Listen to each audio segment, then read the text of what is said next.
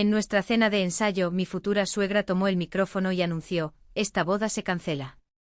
Mi hijo ya firmó un acuerdo para casarse con otra persona». Mi prometido se quedó helado mientras yo sonreía y decía: «Qué gracioso, porque yo también firmé algo». Cuando saqué mi propio contrato, sus rostros petulantes se volvieron de horror. Nunca imaginé que el momento más feliz de mi vida se convertiría en un campo de batalla, pero aquí estoy, compartiendo mi historia con todos ustedes. Conocí a Daniel en una barbacoa de un amigo en común en Chicago. Era encantador, con una sonrisa que podía iluminar una habitación. Nos llevamos bien al instante. Después de 2 años de noviazgo, me propuso matrimonio durante una noche nevada en la pista de hielo de Millennium Park. Estaba en la luna. Planear la boda fue un sueño. Elegimos un viñedo en Napa Valley para la ceremonia. Todo parecía perfecto excepto por una cosa: la madre de Daniel, Margaret. Margaret era la personificación de la alta sociedad. Vivía en una gran finca en el barrio Gold Coast de Chicago y tenía fuertes opiniones sobre todo. Desde el momento en que anunciamos nuestro compromiso, dejó claro que tenía planes diferentes para el futuro de Daniel, planes que no me incluían. Nuestras interacciones eran tensas. Margaret a menudo hacía comentarios sarcásticos sobre mi carrera como escritora independiente, cuestionando su estabilidad. Invitaba a Daniel a eventos, olvidando convenientemente incluirme. Daniel siempre intentaba suavizar las cosas, diciendo que solo era protectora. A medida que se acercaba el día de la boda, la interferencia de Margaret aumentaba. Quería controlar cada detalle, desde la lista de invitados hasta las flores. Intenté complacerla para mantener la paz, pero era agotador. Luego llegó la cena de ensayo. La organizamos en un encantador restaurante con vistas al río Chicago. El ambiente era cálido, lleno de risas y brindis. Por un momento pensé que Margaret había dejado de lado sus reservas. Estaba equivocada. Margaret se puso de pie, golpeando su copa para llamar la atención de todos. La sala se quedó en silencio. «Damas y caballeros», comenzó con voz autoritaria. «Tengo un anuncio importante». Daniel y yo intercambiamos miradas desconcertadas. Esto no estaba planeado. Continuó: «Esta boda se cancela. Mi hijo ya ha firmado un acuerdo para casarse con otra persona». La sala se llenó de jadeos. Sentí que mi corazón se hundía. Me volví hacia Daniel, que parecía tan sorprendido como yo.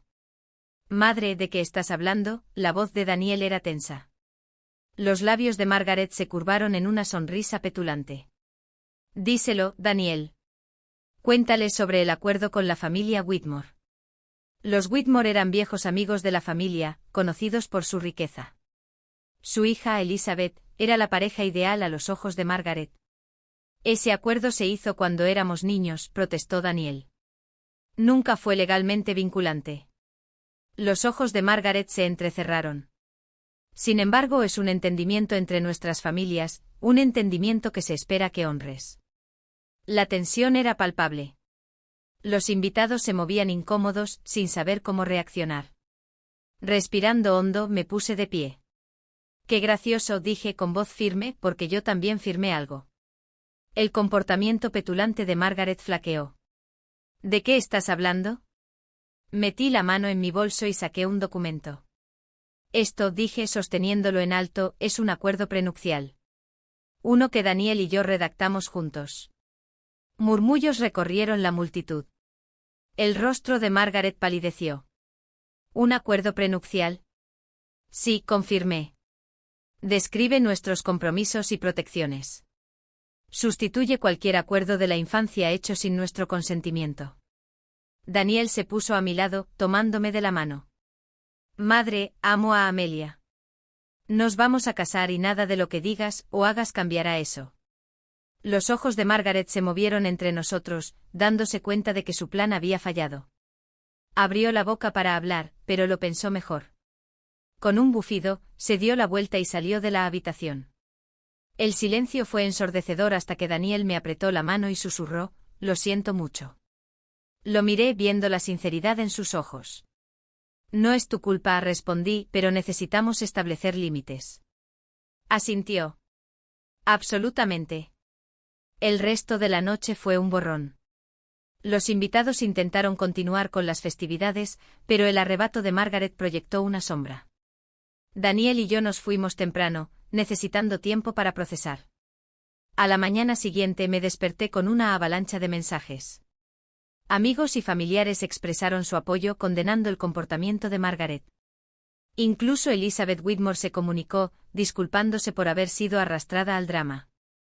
Daniel y yo tuvimos una larga conversación sobre nuestro futuro y el papel de su madre en él.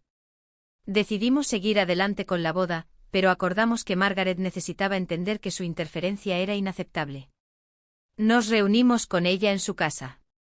Margaret se sentó rígida, a la defensiva. Madre, comenzó Daniel, necesitamos hablar sobre lo que sucedió. Suspiró. Solo estaba pensando en tu mejor interés. No, interrumpí. Estabas pensando en tus propios deseos. Esta es nuestra vida, nuestro matrimonio. Tienes que respetarlo. La mirada de Margaret se suavizó ligeramente. Solo quiero lo mejor para ti. Daniel le tomó la mano. Entonces confía en nosotros para tomar esas decisiones. Después de una pausa tensa, asintió. Supongo que me excedí. El alivio me invadió. Gracias por comprender. El día de la boda llegó con cielos despejados. Mientras caminaba por el pasillo, vi a Daniel esperándome, con los ojos llenos de amor. Margaret se sentó en la primera fila, sumisa. Si bien nuestra relación seguía siendo un trabajo en progreso, aprecié su presencia. El matrimonio no es solo la unión de dos personas, sino también la combinación de familias y expectativas. Daniel y yo aprendimos que establecer límites era esencial. El amor se trata de enfrentar los desafíos juntos y garantizar que los problemas externos no erosionen lo que hemos construido. Mientras intercambiábamos votos bajo el sol de California, supe que nuestro amor había sido puesto a prueba y había emergido más fuerte. Y al sellar nuestro compromiso con un beso, me sentí segura de que juntos podríamos enfrentar cualquier desafío que se nos presentara. Unas 2 semanas después de la boda, las cosas empezaron a sentirse mal.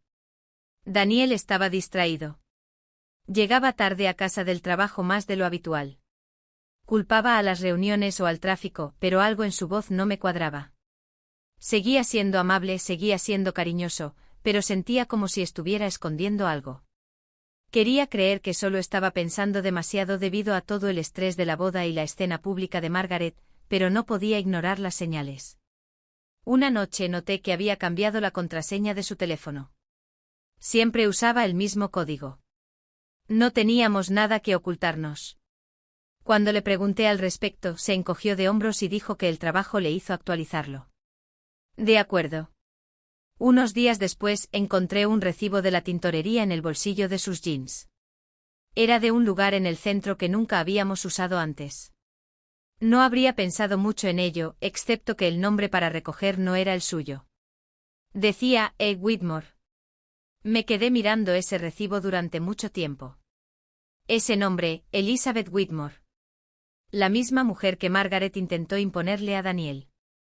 La misma mujer que me envió un mensaje de disculpa educado y demasiado formal después del desastre de la cena de ensayo. Se me encogió el estómago. No quería sacar conclusiones precipitadas, así que hice algo que nunca pensé que haría. Lo seguí. No como una espía ni nada. Simplemente le dije que iba a visitar a mi amiga Carla esa noche y salí de la casa antes que él. Luego di la vuelta y esperé en la calle hasta que él se fue. Condujo hasta la ciudad y estacionó afuera de un hotel.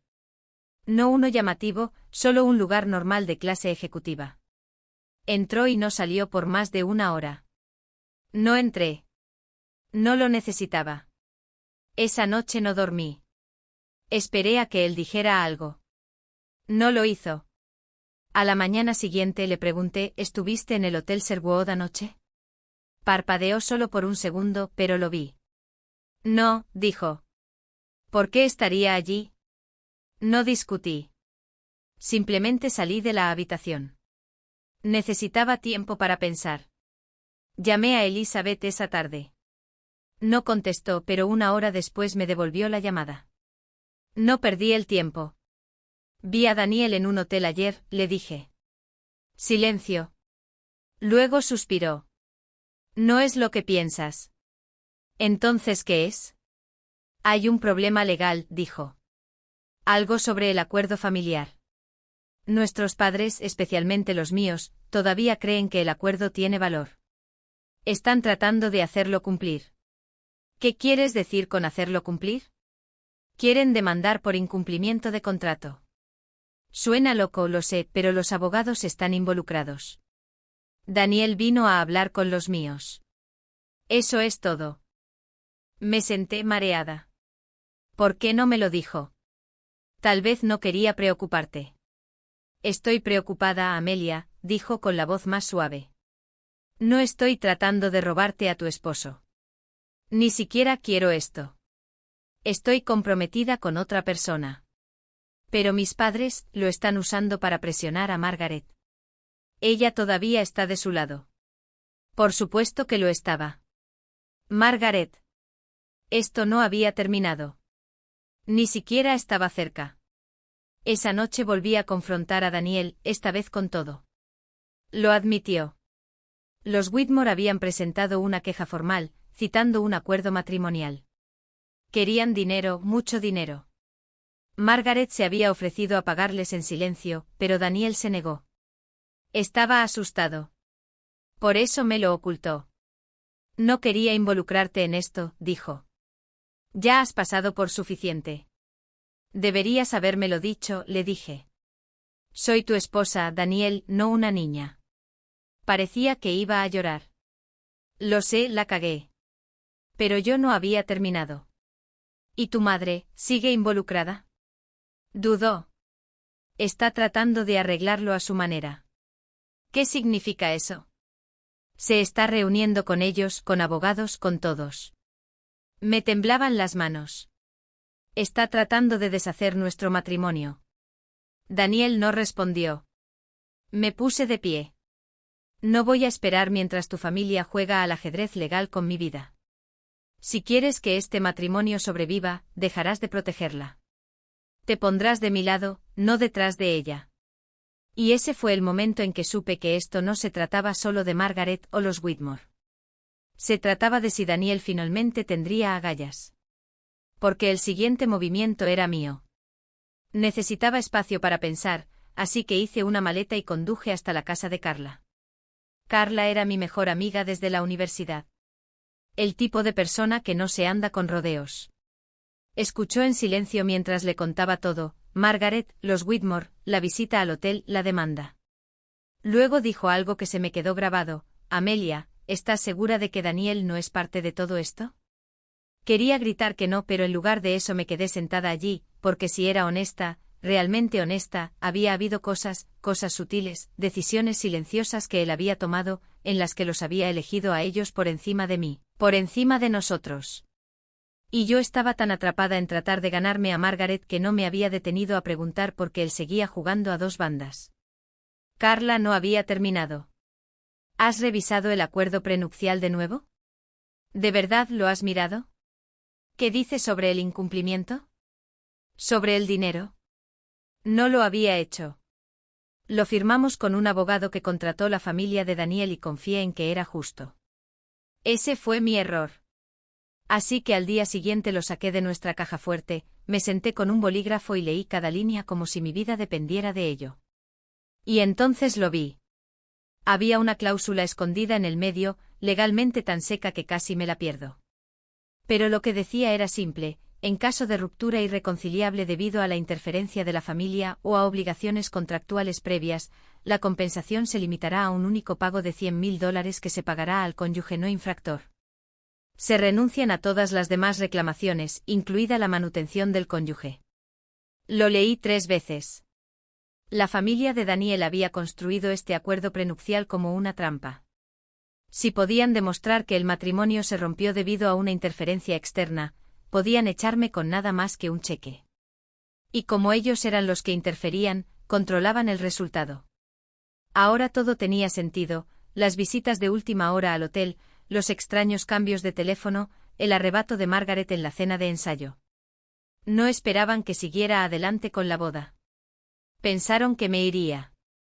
Cuando no lo hice, ajustaron su juego. Y Daniel Gell era parte de ello. No porque no me amara, creo que sí, sino porque tenía miedo. Miedo de perder su herencia, miedo de perderlos a ellos. Necesitaba pruebas, así que contraté a alguien. Usé un contacto que me dio Carla, un viejo amigo que trabajaba en seguridad. No era turbio, solo alguien que sabía cómo obtener registros, verificar reuniones y rastrear el papeleo. Y después de 3 días me envió algo, una cadena de correos electrónicos entre Margaret y un bufete de abogados privado en Nueva York. El asunto, estrategia de salida, cumplimiento del acuerdo prenupcial, cronograma y opciones de medios. ¿Medios? Estaban planeando filtrar una historia. Los Whitmore no solo amenazaban con demandar, sino que planeaban darle un giro para que pareciera que yo había atrapado a Daniel, que lo había obligado a casarse conmigo sabiendo que tenía obligaciones en otro lugar. Una clásica campaña de desprestigio reputacional. Margaret incluso tenía un contacto en un sitio de chismes nacional en espera. Pero aquí está la cosa, no me quedé sentada en silencio mientras planeaban su historia. Yo estaba preparando la mía. Recopilé todo, capturas de pantalla, correos electrónicos, ese recibo de la tintorería, el correo de voz de Elizabeth. Lo tenía todo.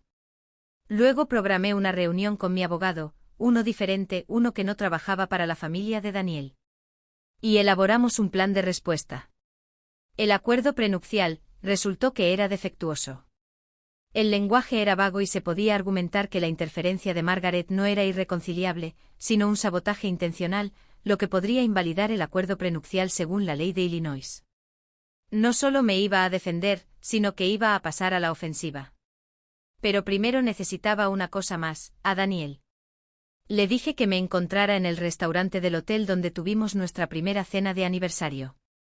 Llegó tarde, por supuesto. Parecía cansado como un hombre cuya vida se estaba desmoronando. Deslicé el correo electrónico sobre la mesa. ¿Reconoces esto? Lo miró, se congeló y luego me miró. ¿De dónde sacaste eso? ¿Importa? No sabía que estaba haciendo esto. Vives con ella susurrándote al oído, Daniel. No finjas que eres sordo. No discutió. Te amaba, dije con la voz temblorosa. Pero si no confiesas públicamente por completo, no solo me voy. Voy a derribar toda tu maldita casa conmigo. Parpadeó. Estás fanfarroneando. Saqué mi teléfono y le mostré el primer borrador del comunicado que enviaría a todos los medios de comunicación con los que su familia alguna vez había sonreído. Se titulaba A la verdad detrás del acuerdo Daniel Whitmore, cómo una mujer sobrevivió a un matrimonio construido sobre mentiras. Parecía haber visto un fantasma. «¿Vas a destruirme?», susurró. «No», dije. «Tú ya lo hiciste. Y ahí es donde estamos». «No lo he publicado». «Todavía no. Pero estoy cerca. Todo lo que necesito es una pieza más. Porque hay algo más profundo aquí, algo de lo que nadie está hablando. Y acabo de descubrirlo».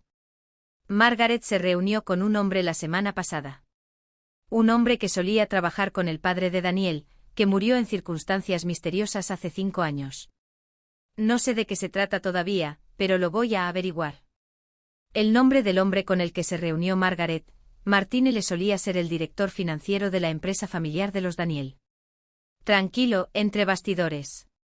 Lo recordaba de algunas fiestas navideñas. Amable, mayor, nervioso con la gente. Después de que murió el padre de Daniel, Martín desapareció. Se rumoreaba que se había jubilado. Pero cuando busqué su nombre encontré algo más, un registro judicial. Hace 3 años Martín presentó una denuncia de irregularidades. Estaba sellado, pero quedaban suficientes detalles para conectar los puntos: fraude, malversación de fondos. Alguien en la empresa había estado moviendo dinero al extranjero. Y atención, Margaret figuraba en la queja. También Daniel. Fue entonces cuando me di cuenta, el acuerdo prenupcial, la demanda, el acuerdo con los Whitmore no se trataba solo de control o tradición. Se trataba de dinero, mucho dinero. Estaban tratando de proteger el nombre de los Daniel.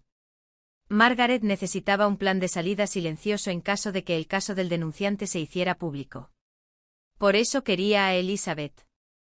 Su familia tenía abogados y contactos con los medios que podían enterrar una historia como esta. Por eso quería que me fuera. No era segura. No me callaba. Así que tomé una decisión. Llamé a Martín. Contestó al segundo timbre. Sé lo que hicieron, le dije. Sé sobre el dinero. Sé sobre el acuerdo prenupcial. Sé que me están tendiendo una trampa. Hubo una larga pausa. Luego dijo, reúnete conmigo. Te mostraré todo. Nos reunimos en un restaurante fuera de la ciudad. Martín estaba delgado, parecía mayor de lo que recordaba. Me entregó una carpeta, copias en papel de transacciones, correos electrónicos, transferencias bancarias.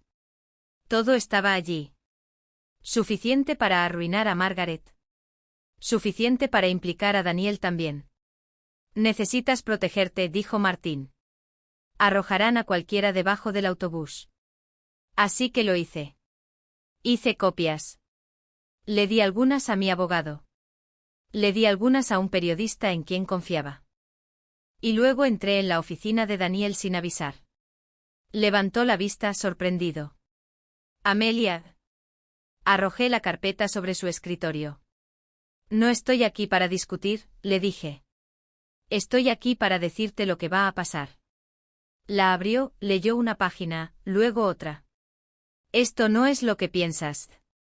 Es exactamente lo que pienso, espeté. Tu madre ha estado lavando dinero a través de la empresa y tú ayudaste a encubrirlo. Le temblaban las manos. Por favor, no hagas esto. Me incliné. Deberías haberme elegido a mí. Deberías haber dicho la verdad. Pero en cambio, intentaste venderme por una mentira. Intentó hablar, pero yo ya me iba. 3 días después, lo hice público. Publiqué un comunicado completo. Publiqué capturas de pantalla. Le di la historia a la prensa.